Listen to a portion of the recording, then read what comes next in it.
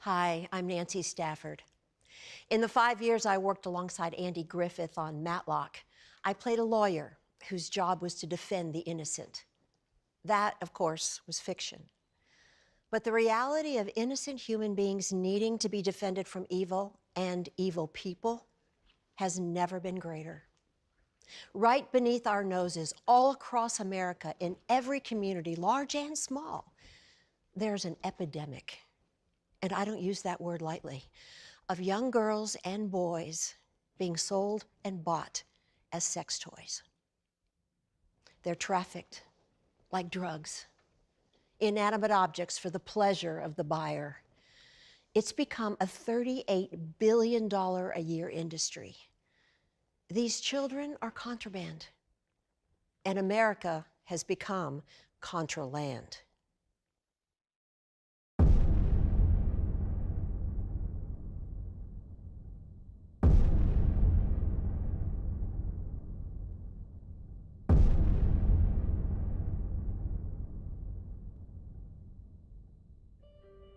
The most publicly known child predator is billionaire Jeffrey Epstein.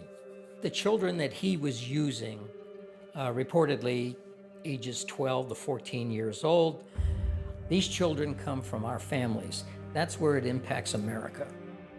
His connection with international political figures, financial figures, and industry made him a threat to them. That may be why he's dead today. Hi, how are you? Good, how are you? Good, you available? Yeah, I got two girls, Kelsey and Carrie, both 13, both real fresh. How much is 2 girls for a half hour? 2 girls for a half hour would normally be $200. I'll do it for $150. Well, if I had a half hour with one girl, then a half hour with the other girl, and then maybe the two of them together. Wow.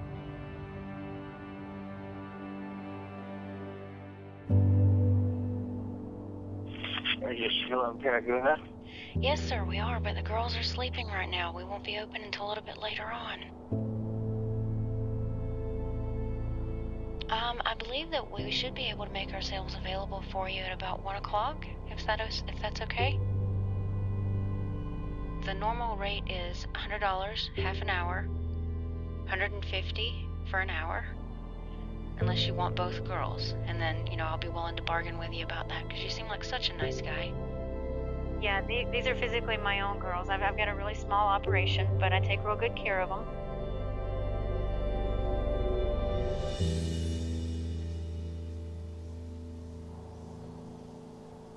Is this the right place? Yeah, it gets confusing. This is like in the middle of nowhere. It's super weird.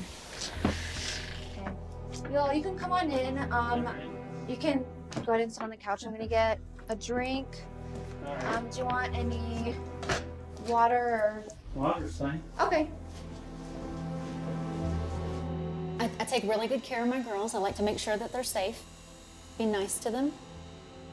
There'll be condoms in the bedside table, so you don't have to worry about that. Is that a problem? No. Okay.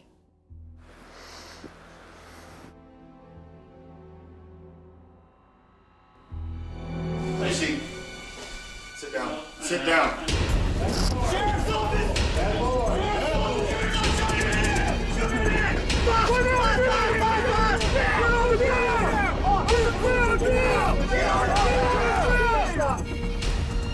Hands up.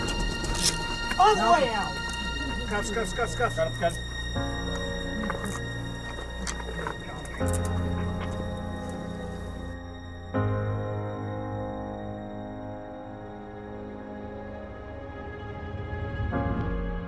Craig Sawyer is the most qualified individual to handle the mission for interdicting child predators and child sex traffickers.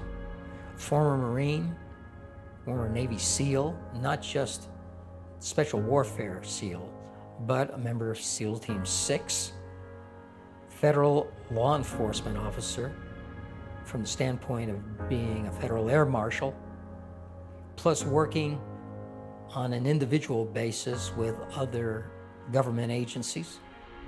I feel like as a warrior, You know, I'd been a Marine, I'd been a Navy SEAL, I grew up as a fighter, and I realized that, man, yeah, I'd spent the first half of my life going up against terrorists, serving as a counter-terrorist operator in the counter-terrorist unit, and that was a worthy contribution.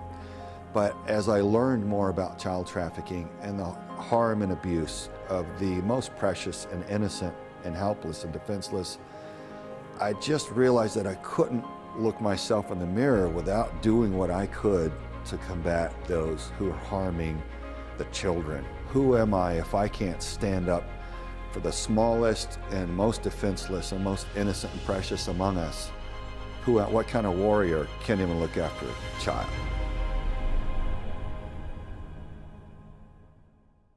I was freshly 17 and grew up in a single parent home, so I never met my dad. So when I met this guy who said all the right things, and he took everything that he knew about me and used it against me.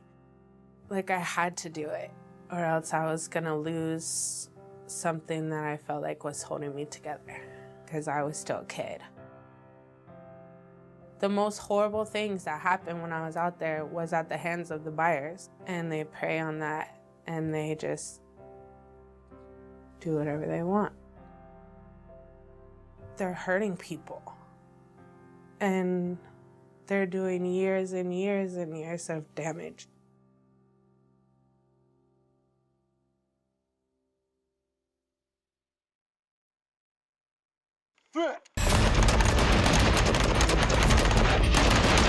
As a former Navy SEAL, I'm wired for direct action. And I know that for this kind of work, especially dealing with cartels, I'd need a team of guys I could depend on for high threat security. Everybody ready to do it again, guys? Yeah. I'm ready. Yeah. So I put together what I called the Viper Team, Veterans Interdicting Pedophile Rings. Former special operators, all very highly skilled and highly intelligent. Every one of them wanted to stop child trafficking. Yeah, nice. After a couple of days getting dialed in at the range, we were ready to deploy.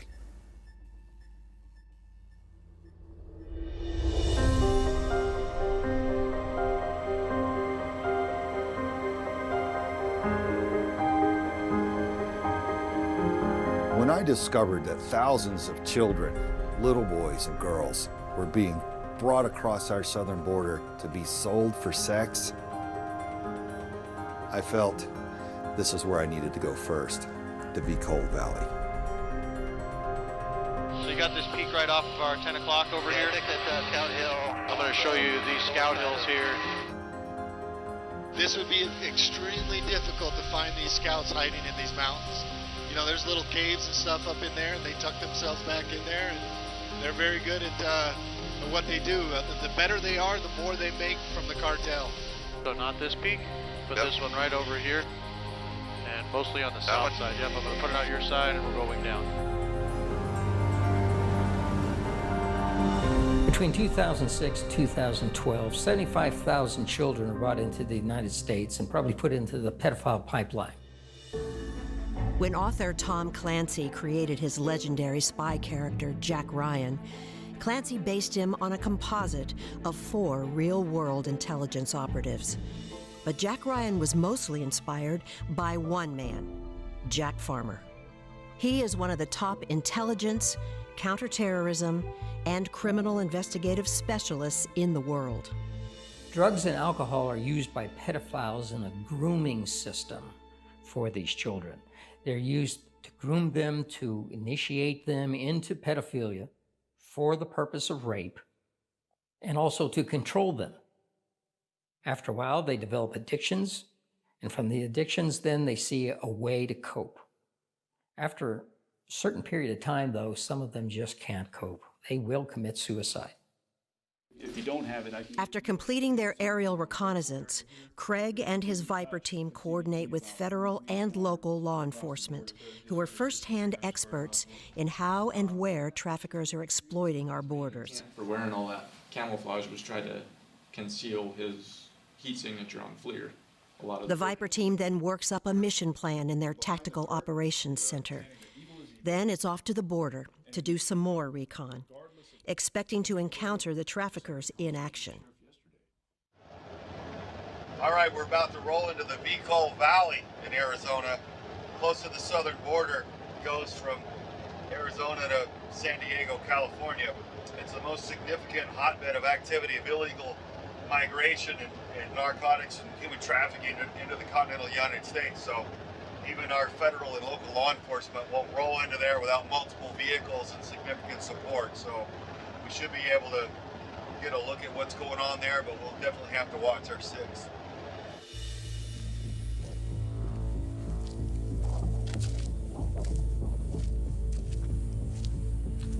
I don't think I could ever make my way across here, could you? Next to impossible, huh? Yeah, it's impossible.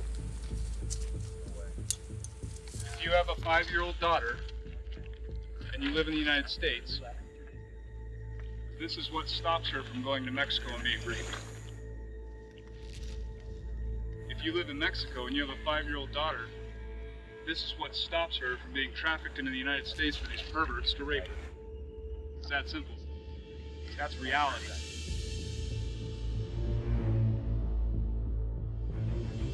The Viper team's goal is to locate the cartel spotters and make it harder for them to get their human cargo across the border and into the U.S. For many young kidnapped boys and girls coming through Mexico, this is where their journey begins. Well, if I wanted to know who was coming in here, I'd have someone up there because it's easy to drop them off and pick them up if they are living here in town or something, to have them up there watching. But otherwise, push them further back with high-powered optics to see the dust trails of the vehicles coming in, and they'll be able to count vehicles and see if it's law enforcement, you know, SUVs, or what kind of activity that they could expect from that. There are about 75 cartel organizations that are controlling and trafficking women and children. Now, this is slavery, something that we had controlled and gotten rid of 150 years ago. Craig and his team move in to conduct recon in an area where all major mountaintops are occupied by cartel spotters. This is where we're camped out right now. There's 2 drops on the north side and there's 1 drop on the south side. This is where the scout's sitting that we were told about yesterday. Right. If he's sitting up there, that's a good sign that there's groups being pushed through.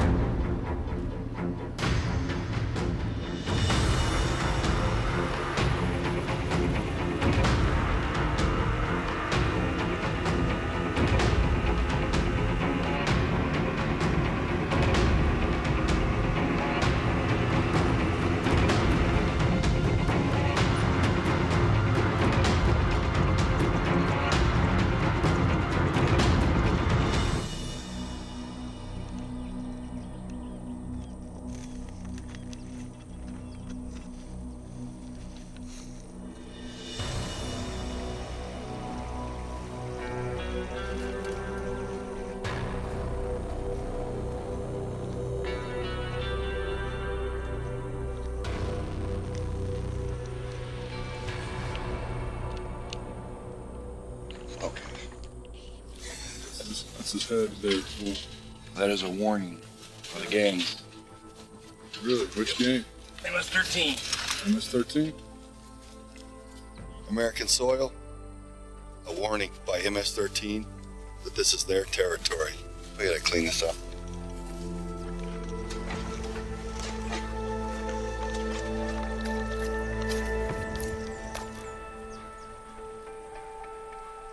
A bit farther down, the team arrives at an active border crossing spot. So here's one area of U.S.-Mexico border that there's literally a gate. You walk straight into the United States from this gate. So if I were to step right there, that literally would be Mexico. Now, last time I was down here, see this rickety little barbed wire fence up this hillside. There was literally little to no barbed wire at all, just a couple strands almost laying on the ground. That actually has been repaired a bit since I was down here. There are some minor improvements being made. But I mean, this is, folks, you know, this is our border. And in moments, they spot the cartel traffickers with their human contraband. For now, the traffickers' operation is disrupted as they have specific schedules to keep. But once the Viper team leaves, they'll eventually complete their journey straight into the United States.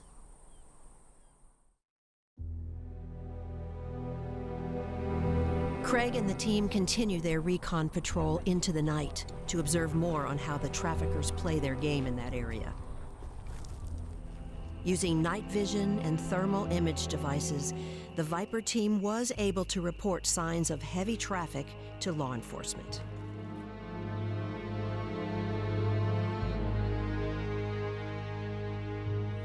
This is what they refer to as flat top.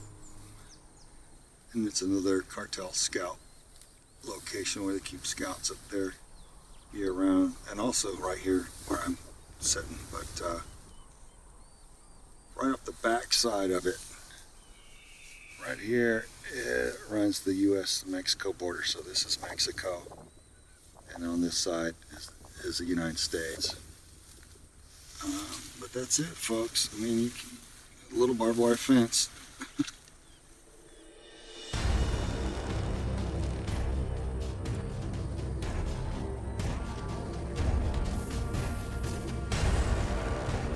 There he is, you see him? He's walking up on them rocks. Holy shit, yeah, there he is. Got it. Well, he just turkey feet right there, his head. I see it. Oh, shit, yeah, you shoot to the left. And I got to tell you, one of the things that really angered me as a warrior, an American citizen, was seeing that there are cartel scouts that are allowed to live on the mountaintops inside the United States and report with radios and circumvent our law enforcement. And that these cartel scouts live up on these mountains year round and they're resupplied on a regular basis and they're allowed to stay there. It's unthinkable, it's ridiculous. Since when do we give the enemy the high ground and just allow them to operate in our own home? How does that come about? I don't get it. There's a wide range of child trafficking victims and perpetrators that we're seeing. We're seeing everything from MS-13 gangbangers, moving kids and teenagers, to high-end sophisticated networks and individuals, and then even families. Sadly enough, mothers and fathers sell their own kids. All of it's heartbreaking. The kids lose at every turn. We've just got to figure out exactly what we can do about it. Hey, Sawman, come check this out.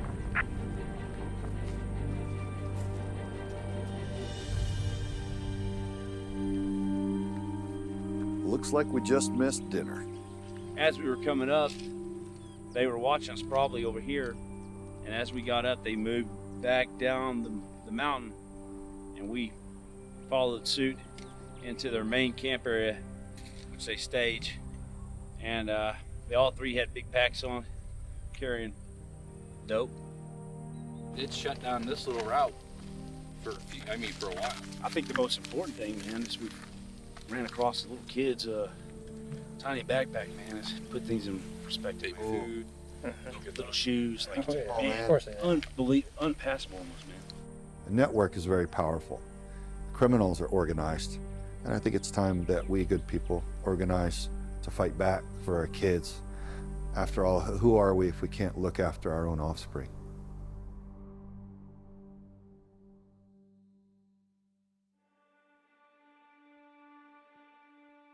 There are multiple things that cause this culture of child rape. One of the things is pornography. Another is Alfred Kinsey.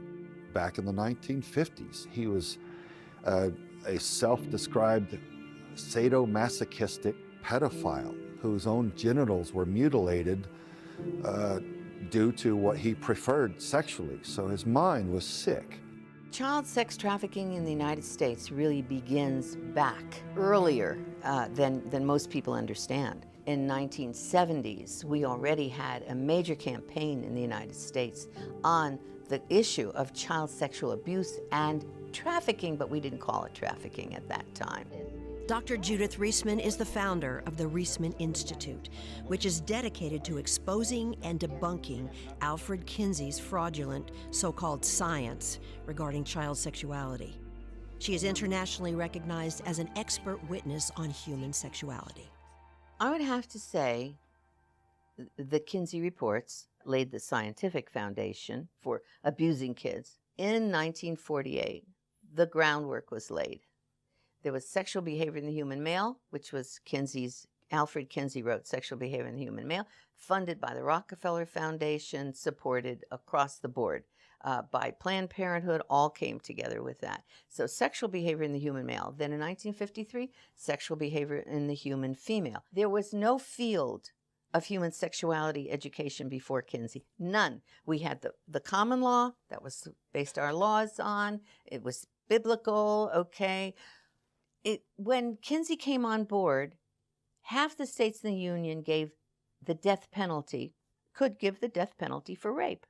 The other half, life in prison. Now we have all these feminists, properly complaining that rape is treated, in a casual way. Well, this all comes from something. It all emerges out of something. And that something, that kind of dehumanization that is picked up by the media from the academic world, pushed through the schools, through first just the universities, then the junior high schools, the high schools, then now the kindergarten, all that then lays the groundwork for where we are.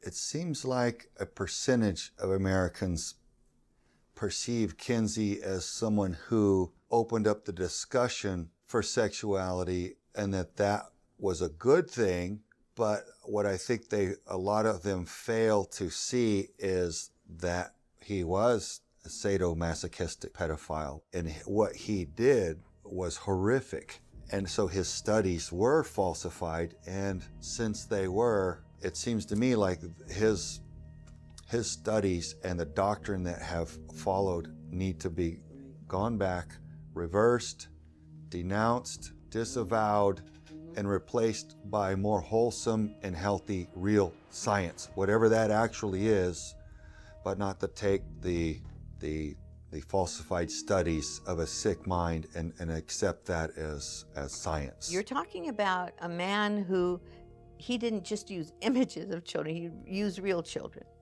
He used real children, and he had charts and graphs of orgasms that a child was supposed to have an orgasm, a 5-year-old, a 4-month-old. One was a 4-year-old that had allegedly had 26 orgasms in 24 hours. Now that's around the clock experiment, right? So this was research that was established and was believed by the American public, by the whole world, really.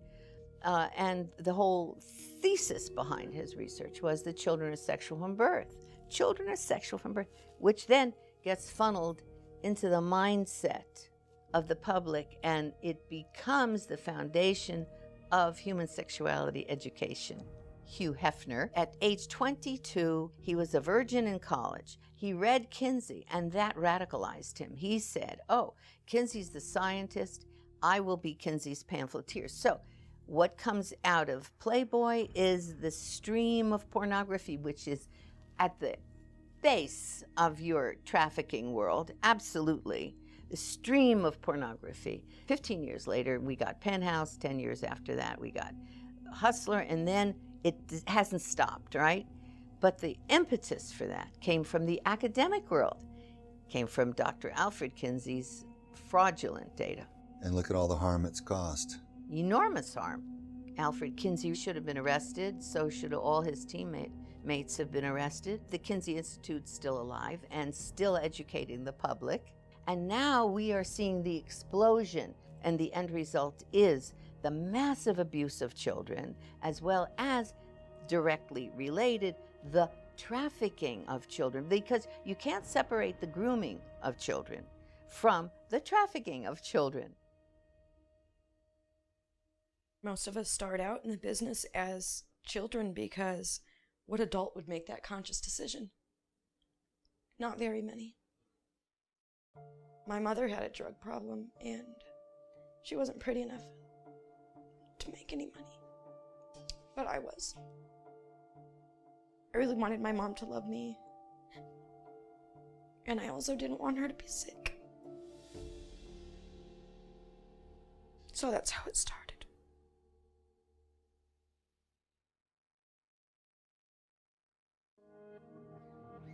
When people talk about sex trafficking, it's always with the image of a young girl. But in reality, young boys are targeted to a disturbing degree as well. Horrifically, there's a national organization that specifically targets young boys. Its name is NAMBLA. NAMBLA is the North American Man-Boy Love Association. It's a group of men that are sexually attracted to boys.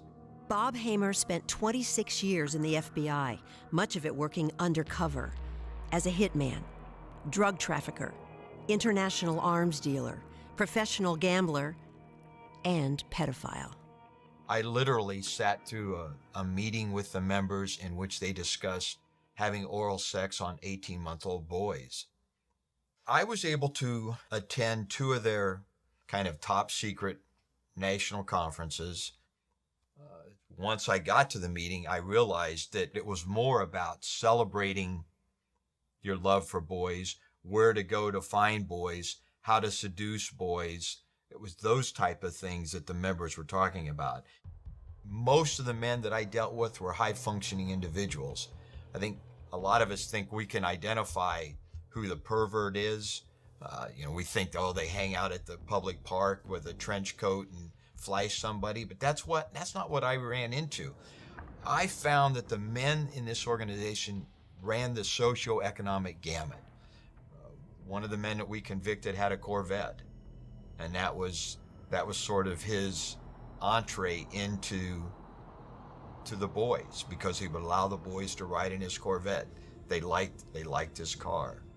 It varied with each person, but it really is. It's a grooming process. I mean, it's similar to the dating process, where it begins with a glance, with a kind word, with a conversation, and pretty soon you've developed this relationship. One of the members was big into Frisbee, and it allowed him to kind of come behind the boy to hug him and get close to him and show him how to toss this Frisbee. They sought out that child that was seeking a father figure. And once they were able to identify that person, that's how they were successful in their seduction. I will only apply this to NAMBLA. I am not an expert I'm not a child psychologist. I'm not trained in psychology.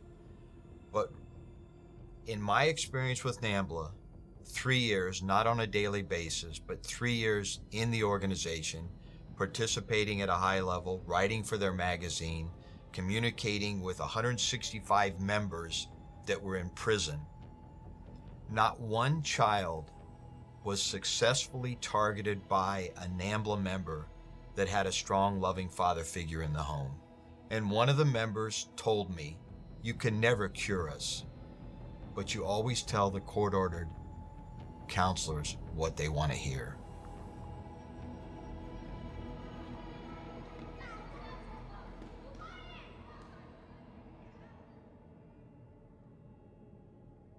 If I had the ability to communicate directly to child traffickers and child predators, it would really be 2 parts. Number one, it destroys the lives of the children. It's not okay. If you try to tell yourself just because you're getting off on it doesn't make it okay for the victim, because I interview the surviving victims all the time, and their lives have been shattered.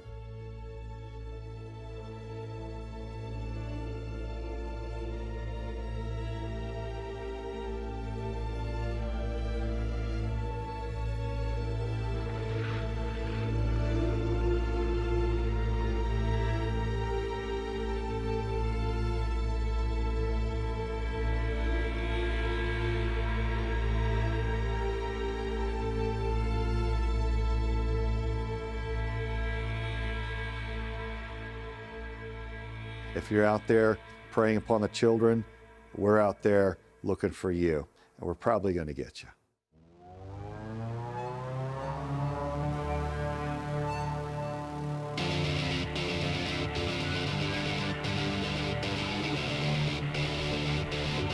The Viper team's research has discovered a spike in underage prostitution in a suburb of Guilford, Connecticut.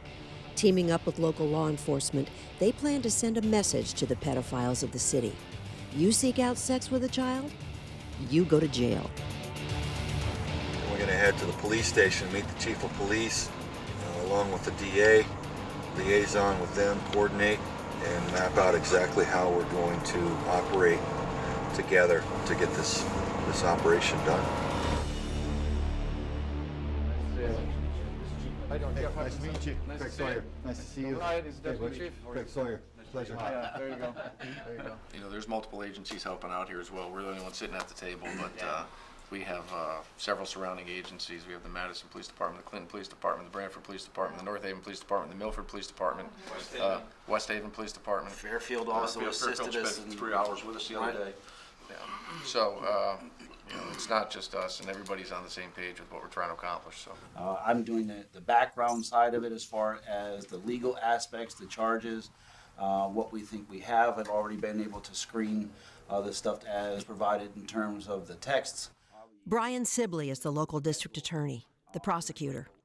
He will monitor the conversations and texts to determine at exactly which point the team can make an arrest.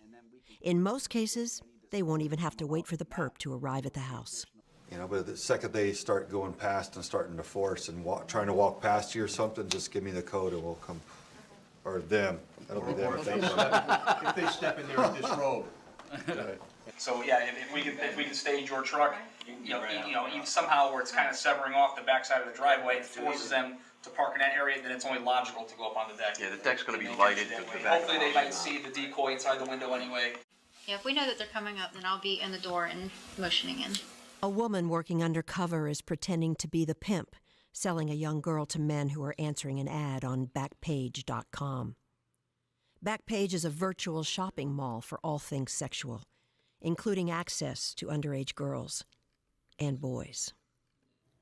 Since this recording, Backpage is now illegal and offline. Once all that's done, Matt's going to reset his team back at the house, bring the transport vehicle back and secure it back in the garage, and we're going to reset up for the next round.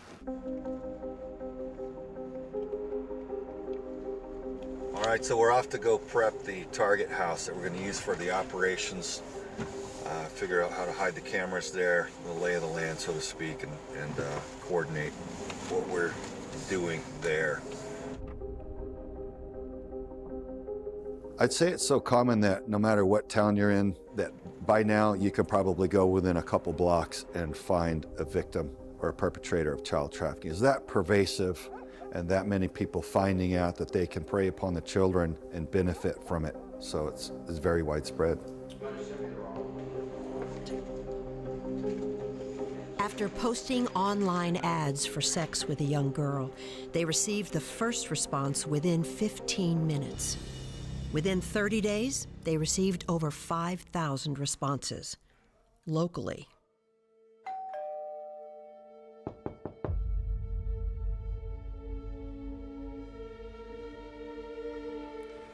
Hey, good, come on in. Law enforcement and the Viper team are at the ready, but everyone's concern is this predator armed? Is he violent? Is he a trafficker coming to kidnap the girls and run? Nobody knows. What? Good. Nice to meet you. Brian, right? Yes, sir. So, can I get you a water, or do you want to start on the wine? No, I'm good with the wine. No, you sure? Yeah. I'll take a glass of water, though. Yeah, have a seat. Is bottled okay? Huh? Bottled okay? Craig and his team wait for Brian the DA to give them the word. So what made you interested in this? Why'd you answer my ad? I don't know. I'm a boring person. I need to do something fun in my life. All I do is go to work and go home. I don't do nothing else. I mean, I'm not gonna lie, at first I was thinking it was kind of sketchy, but that's why I kept like, not like hassling you, but I just wanted to make sure that I was alright, because Right. there ain't nothing in this world worth my freedom, you know? Yeah. No, I feel the same way. It's a risk putting an ad like that out on Craigslist. Yeah, because you see a lot of, excuse my language, but you see a lot of crazy people up there. Yeah.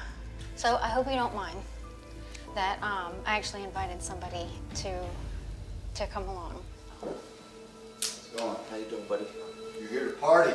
Not so much. How you doing? Well, if you let me know what you got in mind, maybe I can be of assistance. I don't know. I not really. Like I said, I get a little nervous, you know. And trust me, I don't want no problems. No, I understand that. I understand that. But I understand a few more things too. Yeah. Like what? I know you're into family play. I did that one time with a cousin of mine. She got so drunk one time, and it was just like, oh.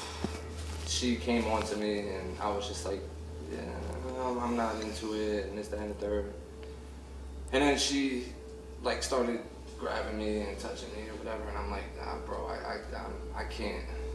And then I got up with her, and then that was that. All right. Well, what drove you here today? What made you decide, okay, I'm gonna come and do this?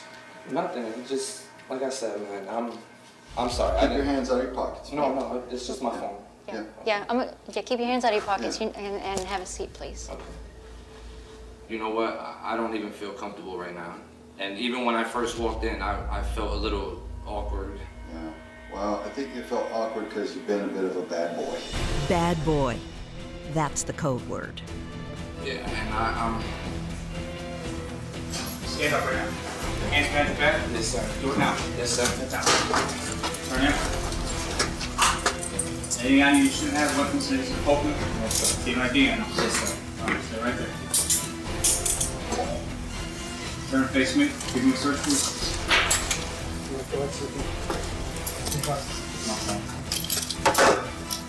You have nothing sharp on your picking focus sticky? Nothing in your pockets?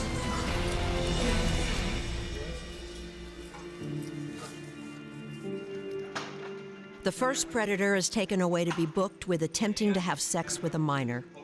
He's potentially facing 8 years in jail, plus a $10,000 fine, and an average lawyer fee of $175,000.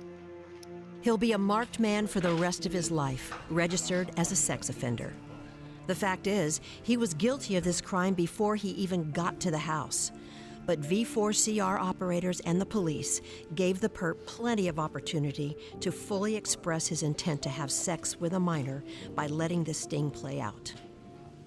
Statistically, we're learning that each child predator harms an average of 70 children each. Some of them, it's hundreds of children because they've worked themselves again into positions of authority and access, and some of them sadly never get caught. Others get caught very early on, so the average is about 70 children each, and so they tend to never stop.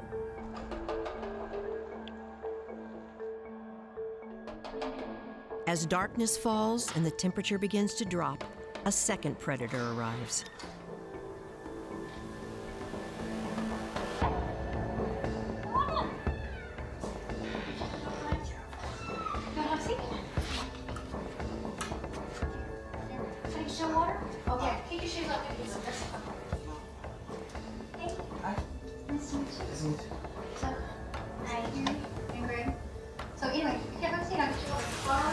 Yeah, that's fine.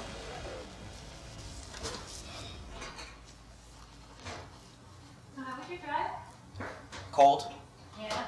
but I like it, so. Ugh. What? What's wrong with the Like cold? Yes. Gross. So.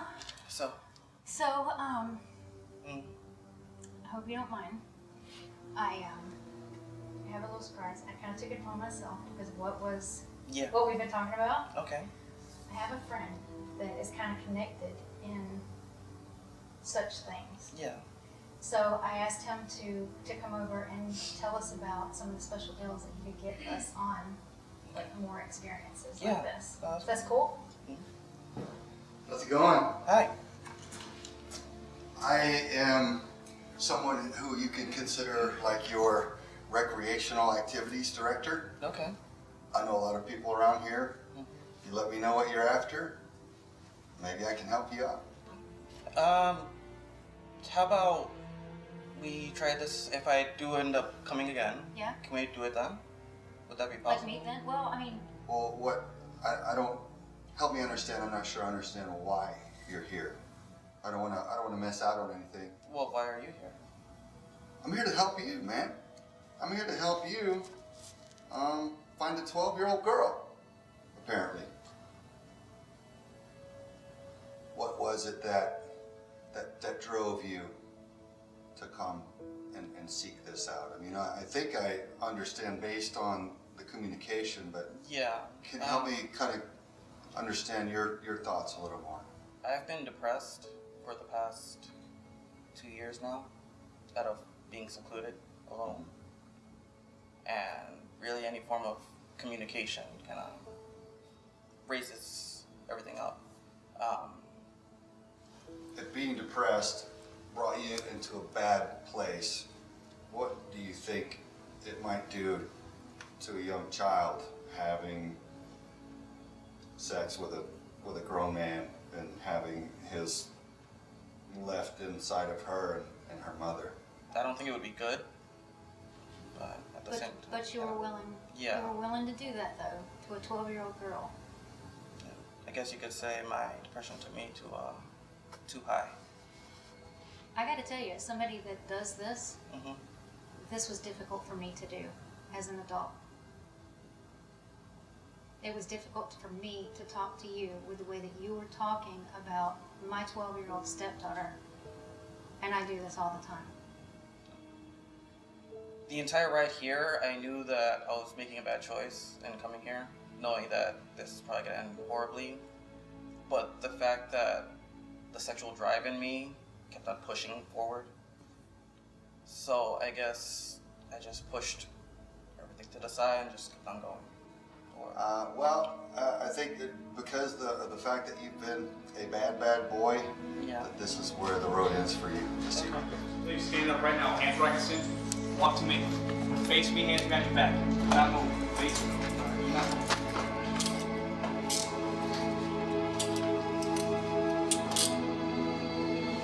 Can you bring them?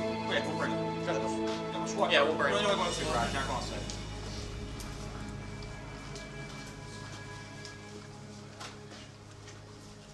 Our undercover agents make themselves targets for the predators online.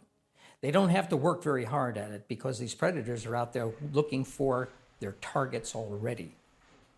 It's not really like going to a pond and throwing a hook in and pulling in catfish. It's more like going to a pond and dropping a stick of dynamite in there and they all come up. There are thousands of them that will respond, certainly hundreds within one night. Okay, slow down a little bit because the road is going to veer off to the left. The next predator made a mistake with his directions and has gotten lost. It's way up. Listen. Will you both of you listen? Realizing he's in over his head, he begins to panic. Cops are here. Cops are here. What? The cops follow us. Knowing he's a repeat offender with a propensity for violence, the external surveillance team who's been tracking him decides to end this right there. Get on the ground. Watch the ball.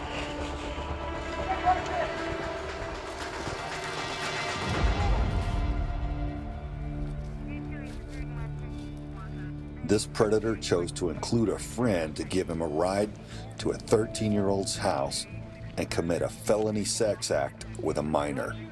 What a piece of work. We're gonna take those off, but we're not gonna. I want you to drive so you just relax a little bit, okay? Just want you to calm down. Can you tell me what happened, sir? You guys can get evidence officer to secure this stuff here. Can you tell me what happened, sir? Can you tell me what happened, sir? Go grab the bag. Can you tell me what happened? This is going back to the house. We're going to talk to you in a minute. What's your name? Can you pick it up and just secure it? Clear for transport? Clear for transport. So make sure you call that mileage, all right? No, she's driving the car, following us, not under arrest, soft. Okay. The last predator of the night arrives, bearing a gift for the girl he's there to have sex with. A birthday cake for a 12-year-old who just turned 13. Hey, come on in. Have a seat. Good, shut that. Yes, come sit by the fire. What do you have? A little treat here. That's for chocolate cake, right? That's so sweet. Thank you. You're welcome. The predator also brought some lingerie for the girl and her mother to wear while they engaged in his perverted sexual fantasy. Do you want to take your jacket off? Sure. I'm glad we can get together tonight. Yeah. So how are the kids? Not too bad. Not too bad. How old are they? 15 and 13. Oh, wow. Yeah. So have you always enjoyed younger? I never experienced it. Right. Like, is it something that you've ever been curious about? Oh yeah, absolutely. Absolutely. Hey, Carrie, how old are you? I'm 13. 13? And you just had your birthday? Yes, sir. All right, well, happy birthday. Thank you. So we actually have them ready if you wanted me to go up and change. Sure. Yeah? Sure. Okay.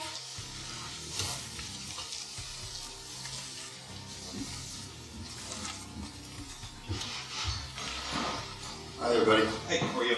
Good, good. Have a seat for me. Don't worry. I'm right over there. Just sit down. I'm gonna take off. Bad boy. Bad boy. Hands right, see him right now. Hands up, hands up, hands up.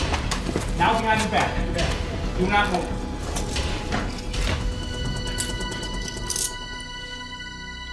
There's no any weapons in the car? No weapons on it. Get rear protection. You go shooting? You're an agent. What kind of agent? You're a federal agent? With what agency? You have a weapon on you in your car? He worked for the Treasury Department. Specifically, it was the IRS Criminal Investigation Division. The man had children of his own, and he showed up at the site wanting to have sex with a 13-year-old girl after just dropping his own children off. He was even so sick as to bring a birthday cake because he was told by our undercover agent that the girl was having a birthday. And so he was going to use this cake to help groom her to whatever his specific desires were. If this individual was with you, with your children, had seen your children, it could have been the same thing. If he's willing to jeopardize his oath to the country to the point where he wants to break the law like that, he'll do it with anything. In accessing these pornographic sites and dealing with child pornography on government computers, they're opening up our IT infrastructure to our nation's enemies. The industry itself is run by criminal organizations. Many cases, foreign governments. Even the images that are passed can have embedded code in them, which will further jeopardize our IT infrastructure. And we're talking about government agencies here, all the way from the Department of Defense, DEA, Department of Justice, the Treasury Department, the IRS. They're actually compromising those infrastructures to the point which makes it a national security issue. As nice a man as he might think he is, putting him in jail is the best thing for him. There, he'll have time to get counseling and perhaps change his life for the better. The running, the hiding, the guilt will finally end, and he can get the help he needs.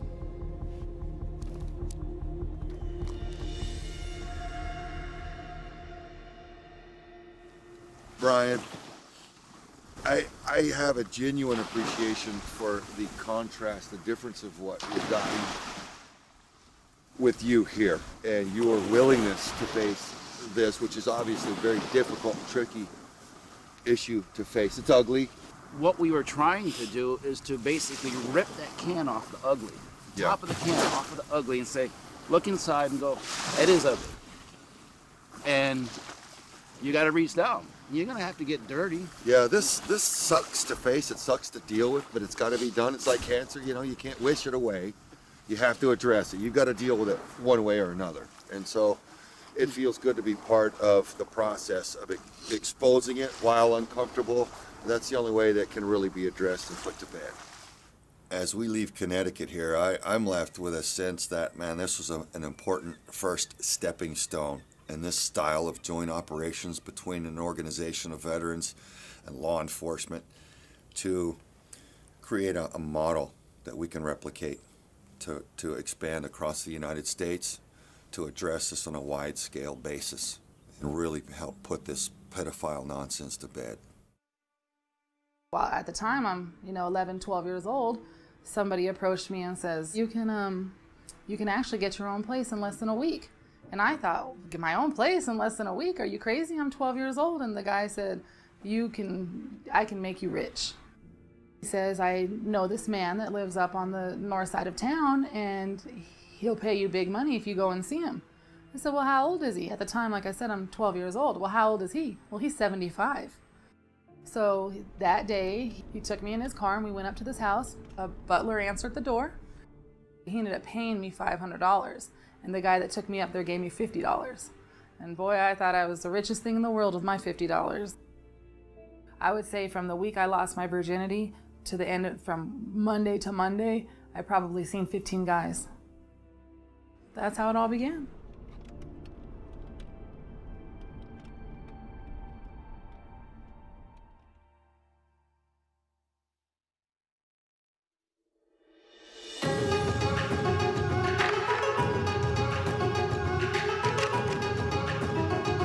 Thailand is known for its ancient ruins and ornate temples, but it's also known as the top destination in the world for sex trafficking.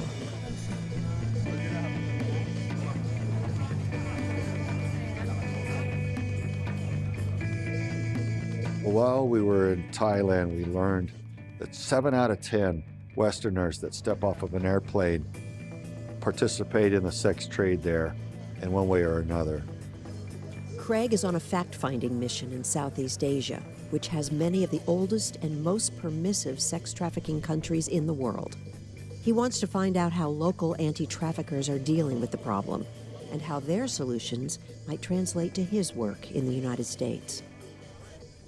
The sex trade here in Cambodia has been around for millennia. Ted Olbrich is the head of Foursquare Children of Promise, one of the largest providers of orphanages for sex trafficking survivors. The whole value of a woman is based upon their virginity. And once they become broken, quote unquote, which is the term that they use here, they are not considered marriageable. So that's a big issue.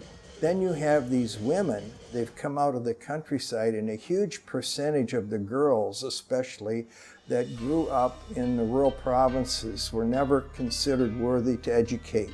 And so when the factories opened up, many of the workers that come in are illiterate young women, and they find that they can earn more money in that sex trade than they can working in a garment factory.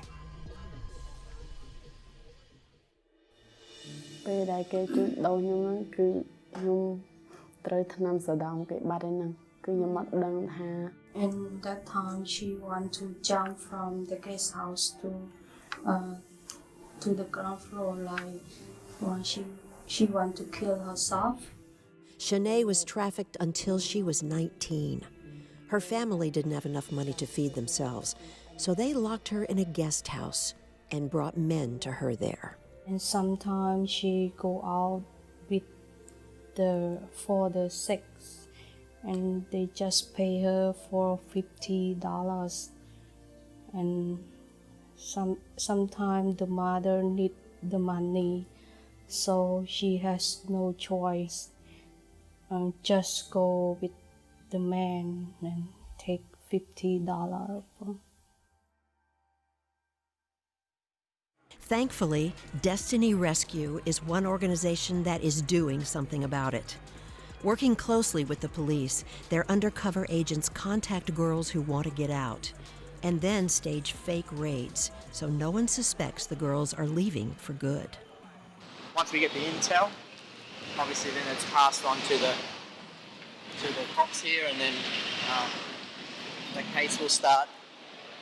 That's what we're pretty much doing tonight, is trying to locate the minors, get as much information as we can, and then put a case together. Armed with a list of girls who desperately want to escape, Destiny Rescue and the police strike late that night.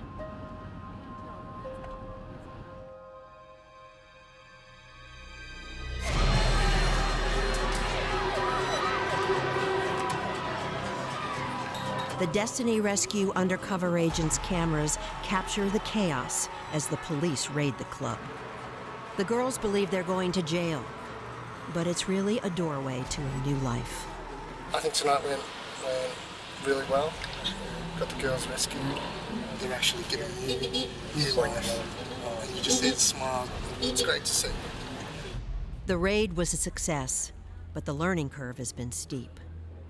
So a lot of trial and error, you know, guns in our faces, fights in clubs, and just learning how to do things smarter and better to protect ourselves is where we are today. And we're in for the long haul, you know, like there's so many kids out there, estimated 1.2 million kids being trafficked. So, you know, it's a big job, and we're all committed to seeing it end. You know, we have to be.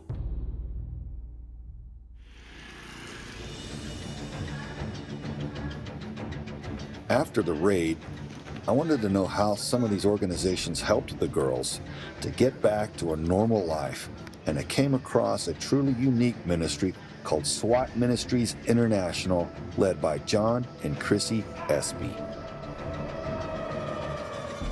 SWAT stands for Spiritual Warriors Against Trafficking. The rescuers come from all over the world, a lot of them from the U.S., some are local, but they're plumbers, electricians, fathers, brothers, regular people that aren't Superman, superhero. They don't have law enforcement or SEALs and background and stuff. So they need something while they're in, because they're not in the best of situations. They're, as you've seen, going into the backyard of the enemy's territory, you know, and it's not always safe.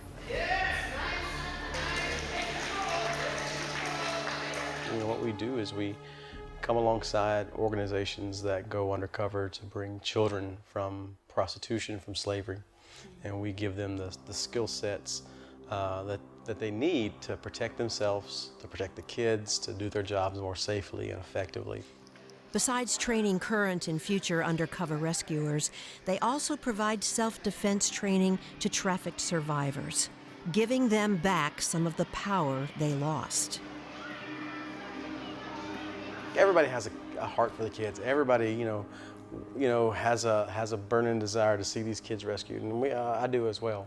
But where my heart is really, like, God just burdened my heart for is the guys going undercover, the rescuers. That's my heart, is like, that's who that's my boys, and if anything happened to them, it would break me more ways than I could possibly imagine. I learned a lot from running operations with Destiny and from SWAT Ministries International about how to take my team to the next level. And after a month of running joint operations with them, it was time to go back home and apply this new knowledge with my own team.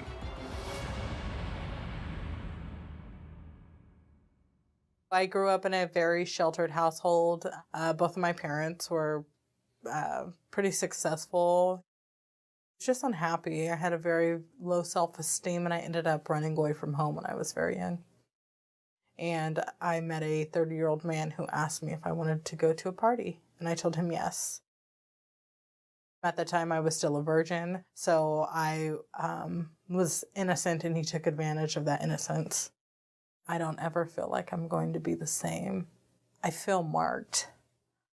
Some days I just want to sit there and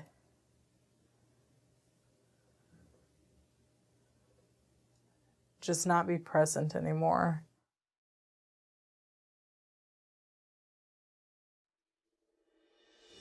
My wife woke me up in the middle of the night, crying, saying, "Oh my God, baby, it's Aspen. She's been raped." And I could hear Aspen screaming into the phone. In March of 2017, I was held hostage at knife point and taken, and I was sexually assaulted over the course of around 5 hours. As you might imagine, with my background and capabilities, I had all kinds of things rushing through my mind, and I got on the phone with my daughter to try to get her to stop and pull over so we could get sheriffs to intervene and react and respond to where she was, and she wasn't stopping for anything. She was hysterical. This guy just came up to me and started talking to me, and that's when he pulled a knife out of his pocket. And he said if I don't do what he said, he was gonna kill me. And so we start walking across the road, and along the way, he would stop and pull into like a lot and sexually assault me multiple times down the road. I knew I was gonna die. He told me, by the way, like, I'm gonna kill you. I just kept asking him if he could let me go. I was trying to say anything that I could think of. I was like, oh, I'll come back tomorrow. Even though clearly I wasn't going to, I was just trying to say anything that I could to just get him to let me go. After that, he actually walked me back to my car and I drove home. And so when we got her back, it was just a matter of deciding what we were going to do about it as a family. My family did their best that they could to be there for me and support me, but I just felt like there was nothing that anybody could do to make what happened go away. She was seeing demons in her room at night. It was giving her hallucinations. The doorbell would ring and she would start shaking uncontrollably. I was scared to leave my house. I was scared to do anything, and I was having nightmares, and it was just horrible. I didn't even know if I wanted to even be alive, because the after effects on my brain was just, it was a lot. This person didn't just rape our daughter. This person assaulted our entire family. We will never be the same. He was arrested pretty quickly after. I can't remember exactly how long it took them, but it was within a few days. I was happy knowing that he couldn't do that to anyone else anymore. Yeah, what our family was put through, I don't want anyone else to go through. Shouldn't happen. That's not part of who we're supposed to be. What our goal is to take this really ugly experience and to do everything in our power to keep it from happening to another family. No family deserves to have this happen in their life. You're never the same, never. Our family was tearing apart. We were just pretending that we were all okay. And then Aspen surprised us all. I heard that they were going to be doing a sting operation, and right away I was like, I'm in. I immediately declined the idea. I discredited it and threw it off. My own wife, whom I thought was on my side, said, Craig, you should let her do it. When Craig first asked me about Aspen being a decoy, and he was really conflicted over it, I immediately knew it would take some power back. And he was really apprehensive at first because he didn't want me getting into any kinds of trouble. We have to wear bulletproof vests because we don't know these people that we're encountering, and it can be very dangerous. And so he absolutely did not want me to go. I don't think that my daughter should have to be in a place where she needs a bulletproof vest, ever. But I said, no, I'm going. This is a way for me to take back my power and for me to look in the eyes of the predator when they're in handcuffs instead of the other way around when I was the victim. I was like, oh, you little scrapper, you. Okay, so at the end of the day, I decided, all right, we're gonna do this. And so he said, all right, let's go.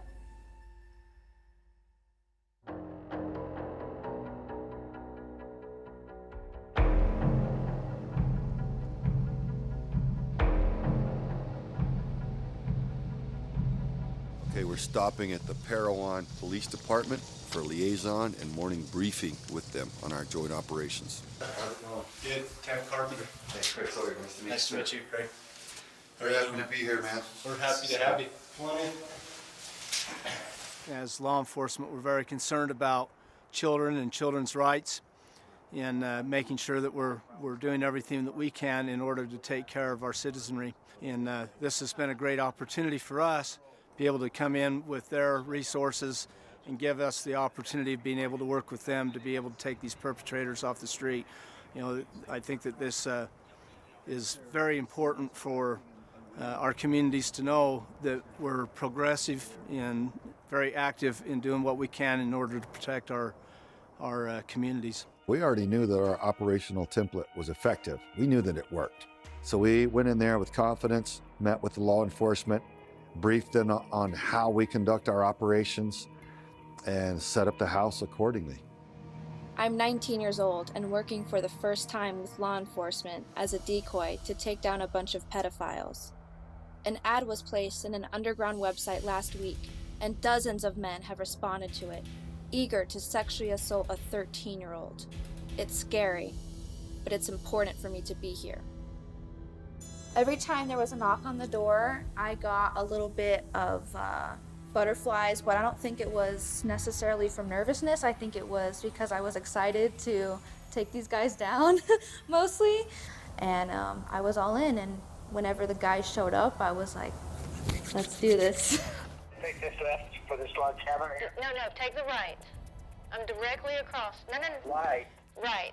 Keep coming straight, and then you'll take the right. You can see my truck. Yeah, I see you. You can just pull right up there behind my truck. Okay. All right, Kelly. Be at the door in a minute. All right. Bye-bye. Thank you. All right, we agreed on $100 to get him in the door. Alexa, play classical for focus. Make him knock. You remind me of my grandpa. Hi, how are you? Can I take my shoes off? If you like, you sure can. Kelly, very nice to meet you. Hug? We don't get hugs. So let's take care of the $100. Okay. Awesome, thank you so much. So, can I ask you to tell me, just a little bit about yourself? Well, I am married, have a family. My wife and I are happily married, but haven't had any intimacy for years, although she's a very good woman. Right. You have just the 2 girls? For now, yes, in this location. When we get back to the southeast, we'll have more girls, but these are the 2 that I like to travel with the most.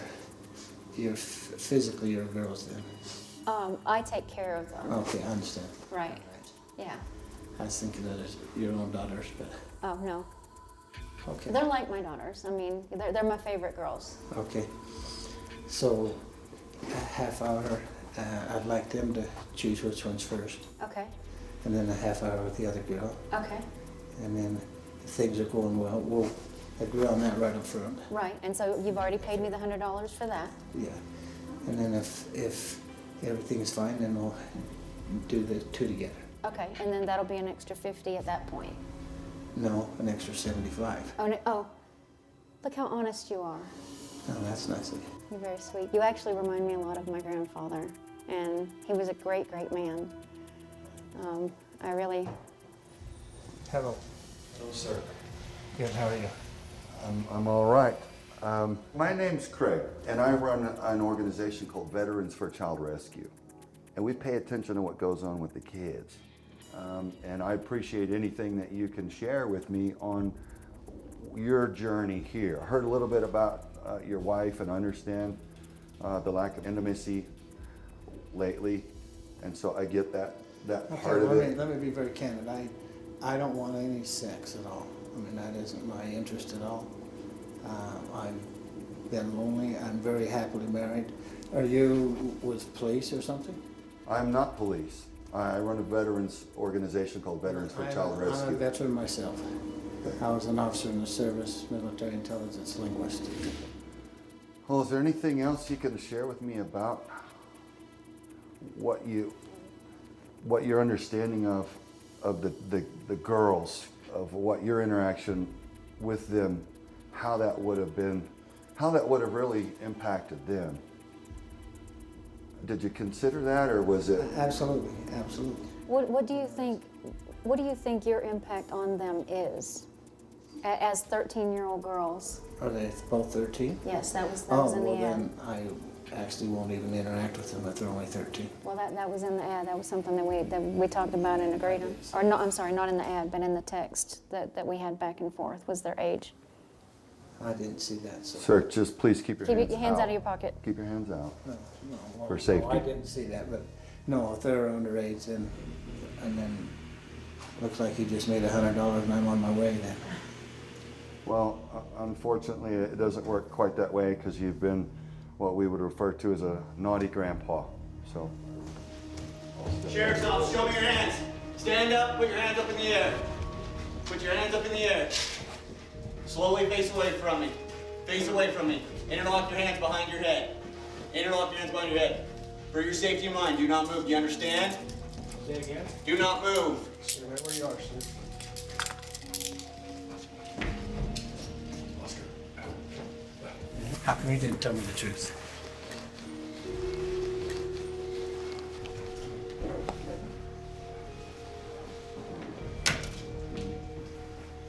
What did he say up here? Military intelligence linguist, and now works in construction. So he's a veteran officer, military linguist. When these guys would get arrested, I would walk up to them and I would stand a couple inches away from them, right in their face, and I would just stare at them. She would just stand there and watch them turn from predator into prisoner, and she confided in me, Papa, I have to let you know that this has been more healing than any counseling I think could have ever been. I got to reverse it, and I got to put these people in the position that they should be in instead of me. And they were powerless. They were being taken down. They were being hunted instead of me. They were not going to be able to hurt anyone else anymore. Ultimately, it was the right choice. It was so beautiful to see her fight back. You're my hero. That's everybody. You're starting to become mine. Woo! There are two basic working types of pedophiles. What we call gutter pedophiles. These are the individuals that you would normally associate with low-level street crime, people that you would picture in a trench coat hanging on a corner, trying to lure children in with promises of candy. The other are elite pedophiles. These are individuals that are in positions of authority or positions of community respect. We're talking about government officials. We're talking about police officers, judges, school teachers, church aldermen, people that you would trust your child to be with, that you have faith in. That's what makes elite pedophiles so dangerous.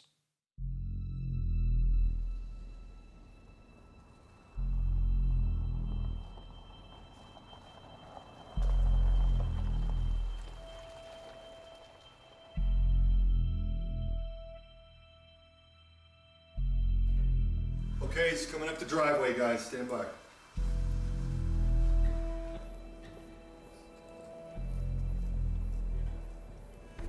Hi.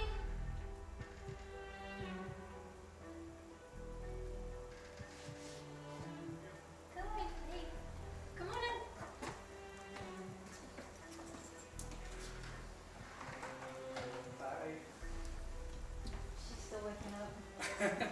I was hoping to have the fireplace going because it's so cold, but it's broken. It's broken. How did it break? I don't know. It just stopped working. It worked when I left. I had just talked to my Army recruiter a couple weeks prior, actually, and then this guy shows up, and he's an Army recruiter, and, you know, he has a wife and kids, and he had just dropped a kid off that he was trying to recruit, and then he came over to try to sexually abuse who he believed to be a 12-year-old girl. Did you want that kind of lifestyle? I've always been interested in it, but just never actually met somebody that's done it or been into it. So I assume you're married, Yes. and so she's not into it. No. No. Have you ever talked to her about it or hinted No. or no? Just So I already know how she is with it. yeah. So is it like a religious thing, or is it just like one of those taboo things that you just don't do? It's, I guess she doesn't feel comfortable with it. Yeah. I guess. I don't know. Well, understandable. I mean, most people don't. It's not. Yeah. It was hard enough for me to find you, so. In the people that we've arrested, I don't think that this is the first time for any of them. When you listen to their phone calls and the way that they talk and they act, this is something that I think that they've been doing for a long time. And they've really been leading a double life, and I've just always felt that they could get away with it, and they don't care about their families any more than they care about these 13-year-old girls that they want to victimize. Hey. Hi, Jason. How you doing? I'm doing good. I'm Craig Sawyer. I founded a Veterans for Child Rescue organization, and I pay attention to what goes on with the kids. And that's why I'm here. You want to tell me why you're here? Just interested. Yeah. I understand you got your own kids. I've looked at your Facebook page. Look like fine little young people. Mm-hmm. I'm sure you'd want them protected as I would. Yeah. Let me ask you, what was it, Jason, that you were looking to do with this girl here?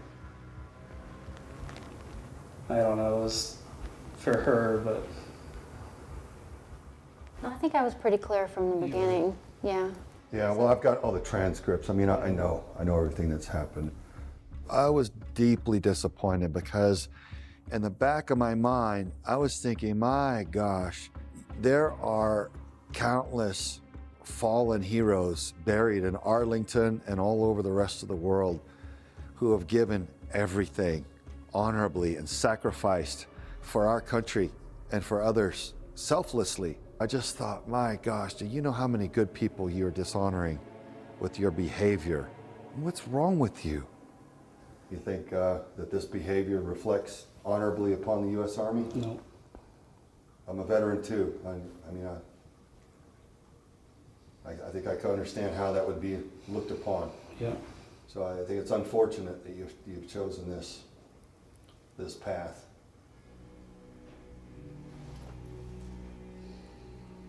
Tell me about your kids, man.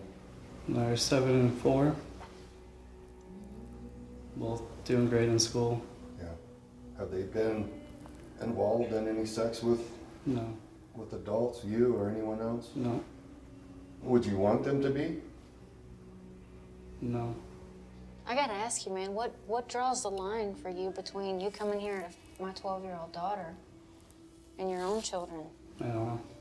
Yeah, that's the scary part, is I don't know either. That's the way it's got to go, Jason. Unfortunately, you've been a bad, bad boy. That's where it is for you today. Sheriff's officer, show me your hands. Please stand up. Stand up. Walk towards me. Face away. Slowly go down on one knee. Put your hands behind your head. Cross your ankles. No, keep your hands behind your head. Cross your ankles. For your safety of mind, do not move. Do you understand? Yep. Look to the left. Yep, got it.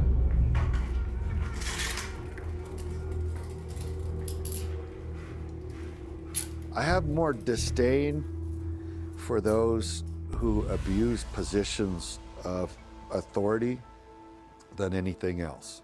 And I think that they should be judged more harshly even than the other predators, because There's a position of public trust that is abused by some of these predators. They work themselves in a position as a judge or a chief or a teacher or a coach or something that we traditionally want to give respect and credibility to, and sadly the predators work their way into those positions. You know, their families are as much victims as these children are. They're not thinking at all about how it's going to affect their families or anyone else until we come up out of that stairwell and they realize that they're under arrest. And one of the things to me that's been really quite heartbreaking for me is to have to call their wives and say, we just arrested your husband for 2 counts of child rape. And it's very heartbreaking for me to have to tell them that their husband is a sexual predator.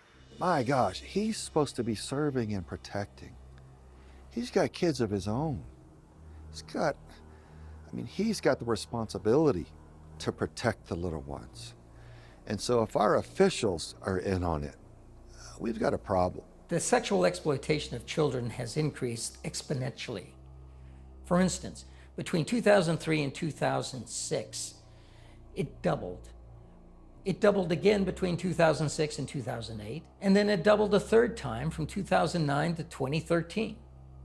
It used to be that when we arrested a pedophile, we would find images that he was dealing in, maybe 100, 150. Today, though, we're up to 150,000 that we routinely find, and they go as high as 1.5 million. Why so high? Because they use it to trade. They use it to invest, and they sell those images to other pedophiles. This is a growing industry. That's why it's making so much money globally, especially here in the United States. The child pornography being watched is being performed by somebody. There is a perpetrator that is committing the offense. There's a child which is a victim. Whoever is watching that pornography is facilitating that child's rape. It's criminal. It's evil.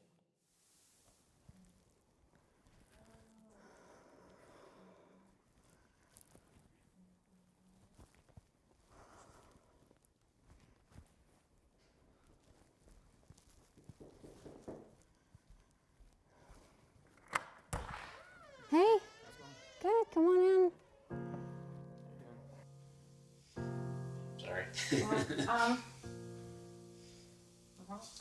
Give me just 1 second, please.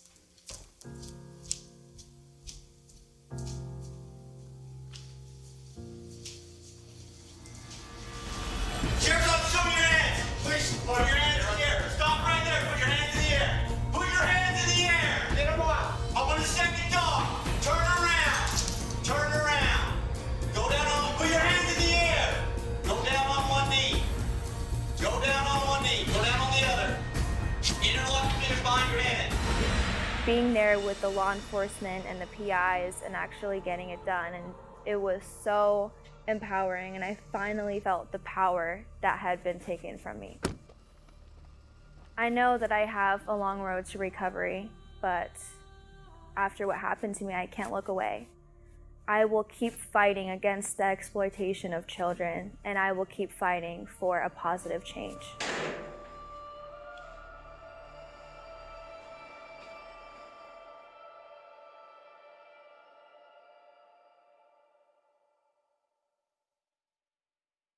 We remove the branding tattoos that are forced on victims of sex trafficking.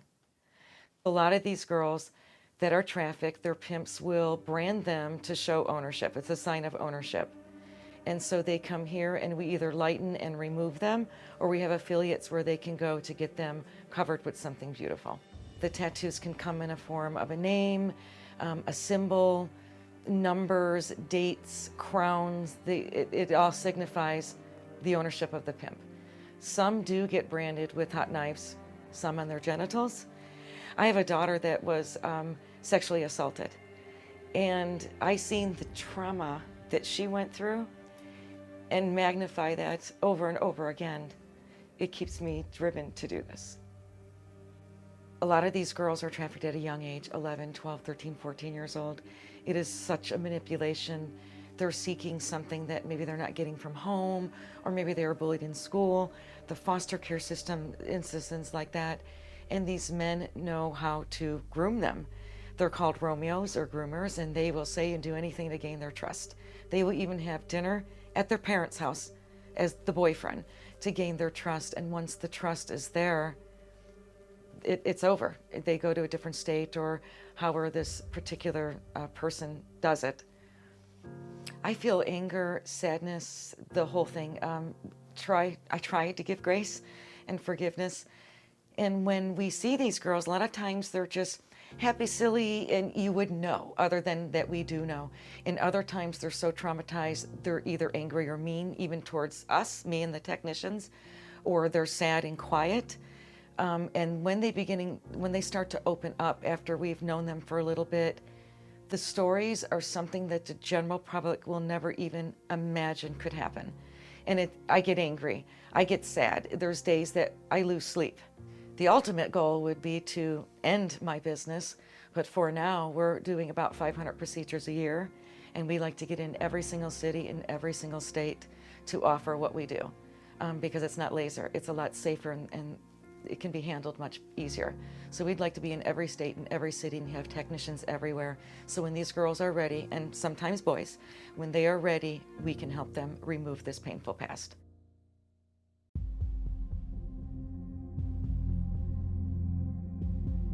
V4CR has built a coalition of nonprofits and non-governmental organizations, or NGOs, each addressing a different aspect of the child sex trafficking problem. Sold No More focuses on education and prevention, equipping children in schools with the knowledge of how to avoid falling victim to child trafficking. SWAT Ministries International is an NGO that trains volunteers to rescue children from traffickers and helps empower survivors with self-defense skills. Soul Survivor, Inc. removes the branding tattoos from survivors to help them recover their own identities. Veterans for Child Rescue exposes the threat through creative media campaigns and directly combats child sex trafficking by running joint operations with law enforcement to arrest predators. The Rancho Milagro Foundation helps bring healing to trauma survivors in a unique manner by using equine therapy. Aspen Sawyer has received healing at Rancho Milagro. Our comprehensive coalition does more together than each organization could do by itself, each using its unique gifts and skills to help overcome the trauma of child sex trafficking.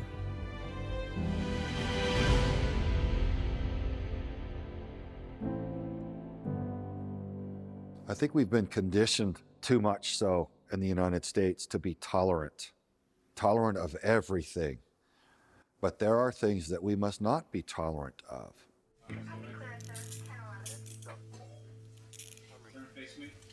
We must not be tolerant of that which will kill us or that which will destroy our children. And so what I want people to know is that this is a situation that we can defend all American children and really all the children across the globe. I would like for this to grow into a global cause. I think it's super important for guys to just realize that, you know, women are not sexual objects. We're not property, we're human beings.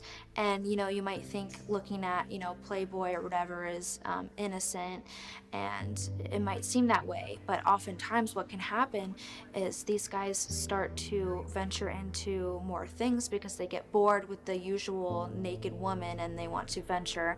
And that's when they can get hooked onto child pornography and things that can be really harmful. And that's when they start to kind of think in their brain that women are sexual objects, and they start to treat us that way. Real men don't buy kids. Real men do not buy children for sex.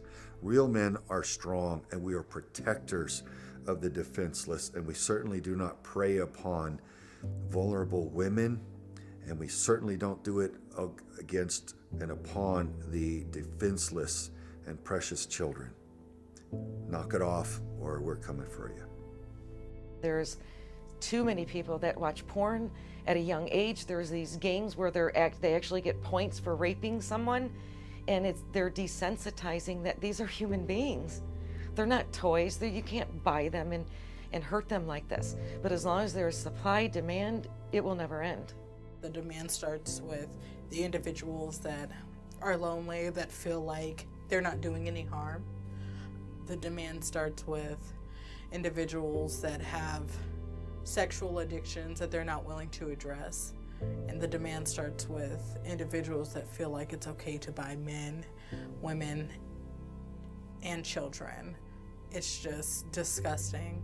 And we need, fathers to teach their sons right from wrong. And it's just really important because the victim is not at fault. The people who are at fault are the rapists, the kidnappers. And, 1 in 4 women, that's just way too much. There's a problem. Stop objectifying women, need to be respectful. Objectification of women who, it's not just their looks that we should value them for, it's what they bring to the table in a relationship, into our lives. Some of the most important people we'll ever encounter are our mothers and our wives and our daughters. And I think we just need to get back to valuing people for being who they are rather than just the visual of what they look like and the sexual gratification that they may bring.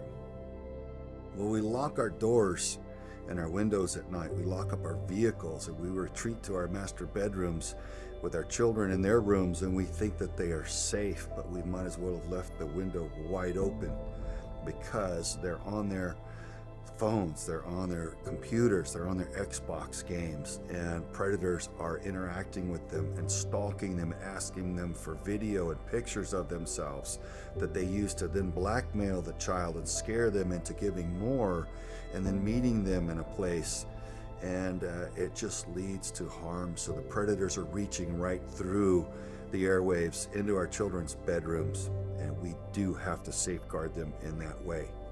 Get in that phone, get in that laptop, have your kid open up their Xbox content, who their friends are. You've got to see it. Do it once a week.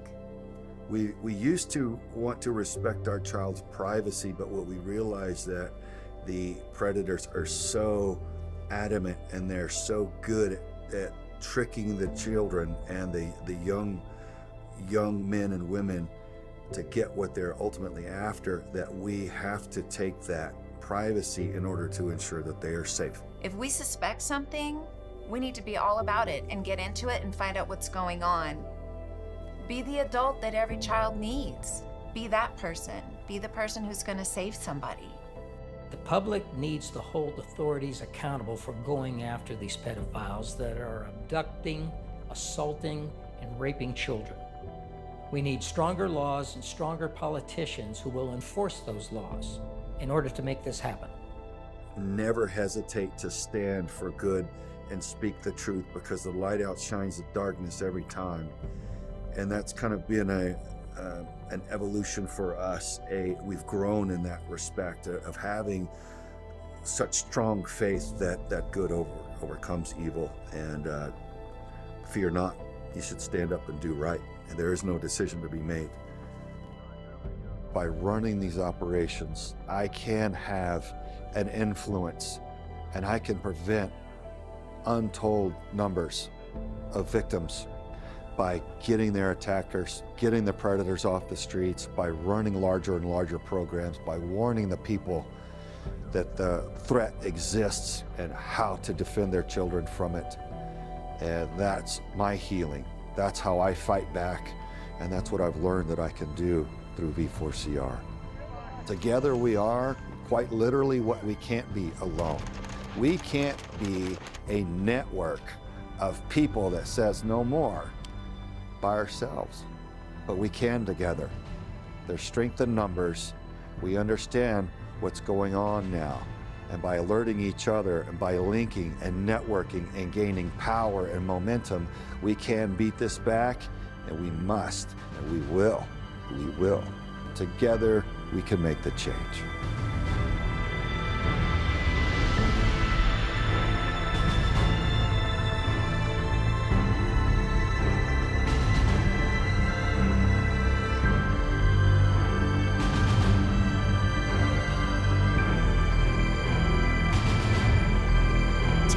action, go to vetsforchildrescue.org.